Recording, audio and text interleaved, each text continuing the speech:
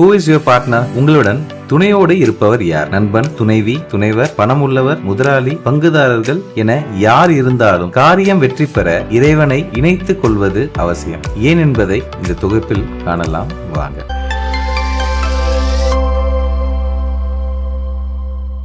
ஒரு நல்ல காரியத்தை தொடங்கும் போது கடவுளை ஏன் துணையாக கொள்ள வேண்டும்? யார் நம்மை வழிநடத்த போகிறார்? யார் சொல்படி நாம் நடக்கப் போகிறோம் என்பது ஒரு முக்கியமான விஷயம். இறைவன் சொல் என்பதே அனைவரின் தேவையை அறிந்து அளிக்கப்படும் ஆசீர்வாதம். எதை ஆசீர்வாதமாக நீங்கள் எண்ணுவீர்கள்? நல்ல ஆரோக்கியம் இறைவன் தருவார். மன அமைதி அவர் சொல்படி நடந்தால் இறைவன் தருவார். நல்ல வாழ்க்கை இறைவன் தருவார். உங்கள் ஆசை, ஆஸ்தி, அந்தஸ்து, அறிவு என அனைத்தையும் தரும் இறைவனிடம் நீங்கள் சேர்ந்து கொண்டால் யாருக்கு லாபம்? நாம் நலமுடன் வாழவே இறைவன் படைத்தார். அவரை நம்புவோர் கைவிடப்படார். இறைவனை உங்கள் எந்த வேலை செய்தாலும் துணையாய் அவர் இருக்க பிரார்த்தனையின் மூலம் அவரை அழைத்து வெற்றி பெற வாழ்த்துகிறேன். Praise the Lord.